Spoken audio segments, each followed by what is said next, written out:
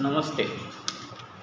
महाराष्ट्र राज्यातील बदली मान्यता मंत्रालयीन मंजुरी जे शिक्षिका शिक्षक बांधव कोर्टात गेले नव्हते यांची बदली मान्यता मंजुरी मंत्रालयाकडून घेण्यासंदर्भात शासनाने पत्र पाठवले.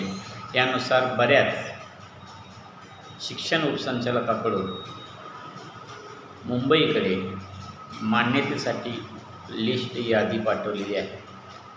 यासंबंधी आपण स्वतः संबंधित काम पाहणारे शिक्षण उपसचिव तुषार महाजन यांना मंत्रालयात भेटलो. त्या दरम्यान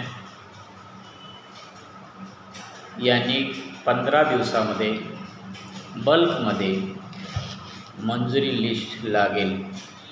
यानंतर त्याच्या ॲप्रुव्हल्स मान्यता दिल्या जाते. पण भेटून 1 महिना झाला, अद्याप त्याची यादी डिस्प्ले केली नाही.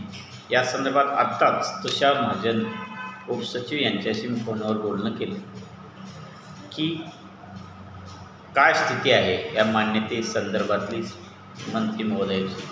तर मंत्री महोदयांच्याकडं आहे, अद्याप खाली आले नाही. आल्याबरोबर डिस्प्ले करतो. तुमच्या मनातली माझ्या मनातली भीती, आचारसंहिता लागलीच तर ह्या मंजुरी तशाच रखडतील काय. तर त्यांचं म्हणणं आत्ताच असं आहे की रुटीन काम आहे, त्यामुळे ती अडचण येणार नाही, आचारसंहितेचा प्रश्न नाही. परंतु जेव्हा लागते ना तेव्हा आचारसंहिता अशी सांगितली जाऊ शकते आणि म्हणून या संदर्भात शक्य होईल तितका पाठपुरावा केला पाहिजे. आपल्या पद्धतीनं खारीचा वाटा म्हणून यात आपला सहभाग नक्कीच आहे. आणि यामधलं माझं एक ध्येय आहे, असलं पाहिजे तुमचंही, या बल्क वैयक्तिक मान्यता आहेत, मंत्रालयीन स्तरातल्या असू द्या किंवा डेप्युटी स्तरातल्या, 1ही रुपया न देता यांच्या वैयक्तिक मान्यता मंजुरी व्हायला पाहिजे, झाल्या पाहिजे आणि होऊ शकतात. काय गरज आहे याच्यासाठी पैसे घेण्याची?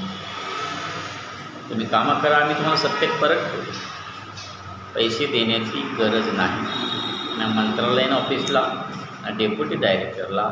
पण यासाठी शिक्षक बांधवांनो, जे याच्यामध्ये तुम्ही आहात, कुठल्याही विभागातले असो, बल्कमध्ये याचा फॉलोअप करा, याचा पाठपुरावा करा. 100% आपल्याला हे सर्व सिंगल रुपया न देता मंजुरी येऊ शकते.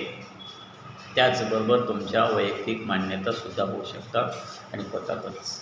धन्यवाद.